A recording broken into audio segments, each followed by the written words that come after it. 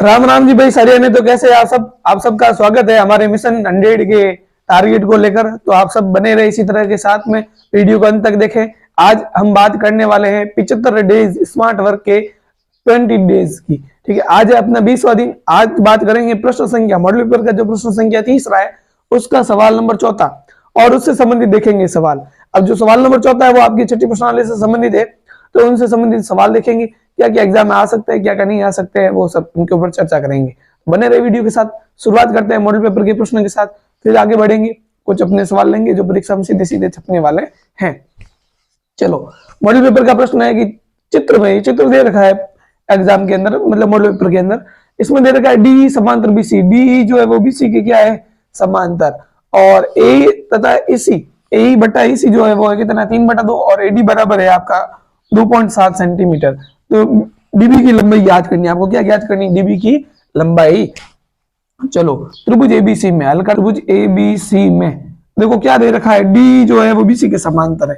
D जो है BC के क्या है, समांतर। अब देखो प्रमेय को समझते हैं। प्रमेय क्या कहता है, अगर किसी त्रिभुज की दो भुजाओं को प्रतिच्छेद करने वाली भुजा, दो भुजाओं को प्रतिच्छेद करने वाली रेखा तीसरी भुजा के क्या है, समांतर, तो ये भुजा जो है इन दोनों भुजाओं को समान अनुपात में विभाजित करती है। ये आपका आधारभूत समानुपातिक प्रमेय है। तो प्रमेय लगा देंगे, अगर ये भुजा इस भुजा के समान समांतर है तो इन दोनों का अनुपात इन दोनों भुजाओं के अनुपात के क्या होगा, बराबर। चलो लगाते हैं, एडी बट्टा आ जाएगा आपका बीडी या डीबी लिख दो, और बराबर आपका आ जाएगा ए बटा इसी। चलो, ए बट्टा आपका आ जाएगा इसी। कैसा आया, ये आया आपके आधारभूत समानुपातिक प्रमेय, या आप लिख सकते हो थेल्स प्रमेय के कारण। कैसा आया, थेल्स प्रमेय से या आधारभूत समानुपातिक प्रमेय से, जो भी आपको लिखना है वो लिख दो।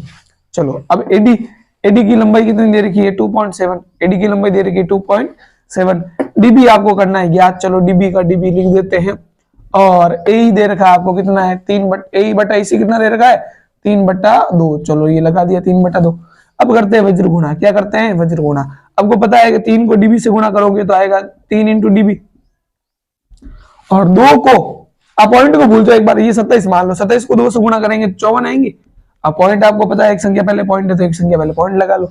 इंटू की संख्या भेजो बट्टे के अंदर। इंटू की संख्या कहां भेजो, बट्टे के अंदर। मैं ये वाला सवाल यहाँ करवा रहा हूँ, ठीक है। चलो, तो डीबी बराबर आपका आ जाएगा 5.4/3।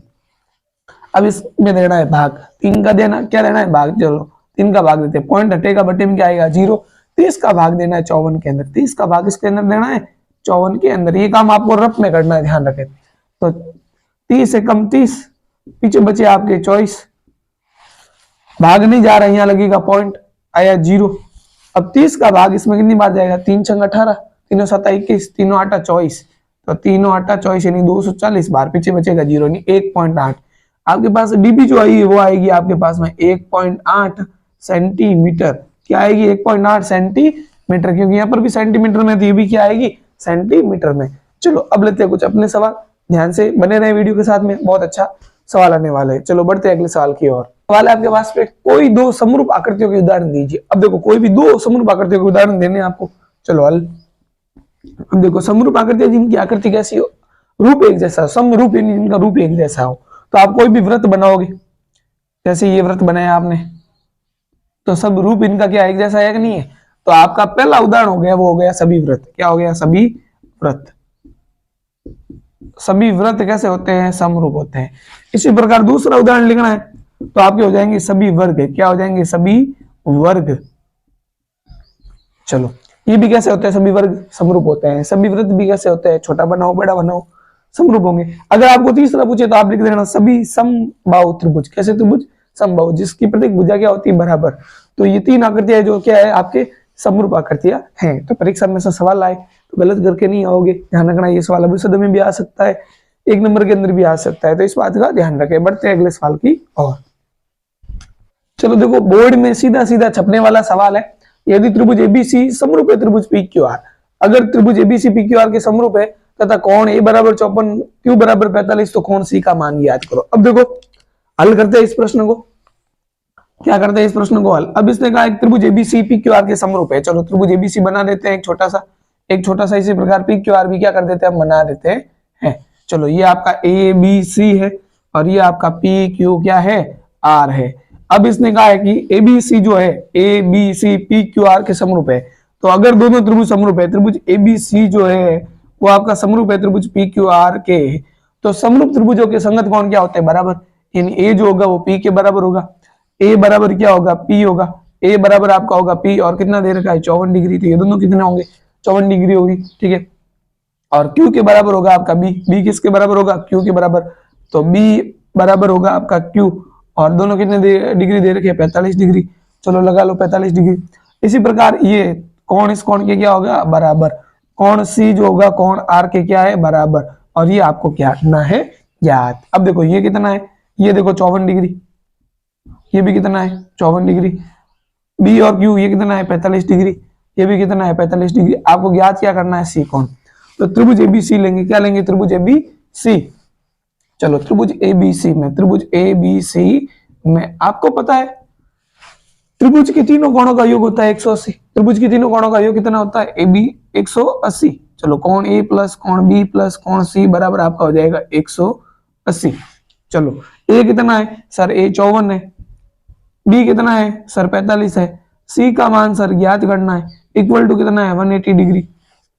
चलो 5 और 4 9, 5 और 4 9, यानी 45 और 54 हो जाएंगे आपके 99, प्लस सी का plus C equal to 180 degree का 180 डिग्री। अब आपको पता है प्लस की संख्या उधर जाएगी तो माइनस की, तो कोण सी बराबर आपका आ जाएगा 180 माइनस 99। और 180 में से जब 99 जाएंगे तो आपको पता है कितना आएंगे? 81 डिग्री। कितना आने वाले हैं? 81 डिग्री। ये आपका है आंसर। तो ऐसे सवाल आए, अच्छा सवाल है, लेवल का सवाल है, संख्या बदल सकती है परीक्षा में। तो ऐसा सवाल आए तो ध्यान रखना, गलत करके नहीं आओगे, बिल्कुल सही करके आओगे, मुझे उम्मीद है। और कमेंट करोगे वापस आकर के, हाँ सर ये सवाल आया है, ये सवाल मेरे सही हुआ है। चलो बढ़ते अगले सवाल की और। चलो सवाल है आपके पास में, आधारभूत समानुपातिक प्रमेय का कथन लिखना है। आपको लिखना आधारभूत समानुपातिक प्रमेय का कथन। देखो पहली चीज तो आधारभूत समानुपातिक प्रमेय होता है क्या? अगर कोई त्रिभुज है, कोई भी क्या है त्रिभुज, जैसे ये मैंने त्रिभुज बनाया है, चलो त्रिभुज से समझेंगे। अगर किसी त्रिभुज में एक भुजा के समांतर खींची गई एक रेखा, मतलब एक भुजा के समांतर खींची गई रेखा दो भुजाओं को क्या करती है? प्रतिच्छेद।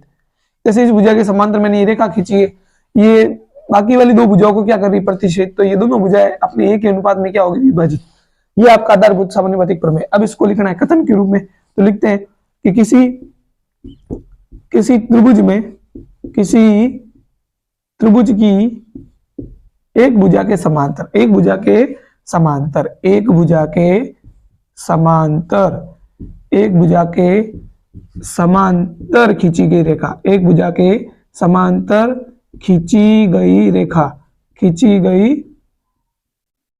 रेखा अन्य दो भुजाओं को, अन्य दो भुजाओं को, अन्य दो भुजाओं को, दो भुजाओं को भिन्न भिन्न बिंदुओं पर प्रतिच्छेद करे। भिन्न भिन्न बिंदुओं पर क्या करे? प्रतिच्छेद। भिन्न भिन्न बिंदुओं पर, भिन्न भिन्न बिंदुओं पर प्रतिच्छेद करे। क्या करे? प्रतिच्छेद करे। तो वे दो भुजाएं, तो वे दो भुजाएं एक ही अनुपात में विभाजित होती है। एक ही अनुपात में, एक ही अनुपात में विभाजित होती है, विभाजित होती है। ये आपका आधारभूत समानुपातिक प्रमेय। अब ये कैसा है? अगर मान लो कोई त्रिभुज एबीसी है, तो उसमें आपके ये दो भुजाएं जो है बीसी के समांतर डी आपने क्या खींची रेखा, ये डी अगर बीसी के समांतर है तो इन दोनों भुजाओं का अनुपात, इन दोनों भुजाओं के अनुपात के क्या होगा? बराबर। यानी आपके होगा एडी बटा बीडी, या डीबी भी लिख सकते हो आप, बराबर होगा ए बटा सी, या इसी भी लिख सकते हो आप। ये आपका है आधारभूत समानुपातिक प्रमेय। और देखो सवाल है आपके पास में, त्रिभुज एबीसी समरूप त्रिभुज क्यूपीआर। त्रिभुज एबीसी जो है क्यूपीआर के समरूप है। एसी बराबर 12, बीसी बराबर 10 और पीक्यू 6 है, तो पीआर का मान ज्ञात कीजिए। चलो त्रिभुज बना लेते हैं। त्रिभुज एबीसी ये आपका ए बी सी है, ये आपका क्यूपीआर है। क्या है त्रिभुज का नाम? क्यू पी और आर। त्रिभुज एबीसी जो है, त्रिभुज एबीसी समरूप है त्रिभुज क्यूपीआर के। किसके समरूप है? क्यूपीआर के। एसी आपको दे रखा है 12 सेंटीमीटर, बीसी आपको दे रखा है 10 सेंटीमीटर, पीक्यू, ये पीक्यू आपको दे रखा है 6 सेंटीमीटर, और आपको पूछा पीआर का मान, पीआर का मान पूछा है। हम जानते हैं अगर वो दो त्रिभुज समरूप हो तो समरूप त्रिभुजों की संगत भुजाएं कैसी होती है? समानुपाती। और संगत कोण क्या होते हैं? बराबर। तो ए बी बटा आपका आ जाएगा क्यूपी, ए बी बटा आपका आ जाएगा क्यूपी, चलो।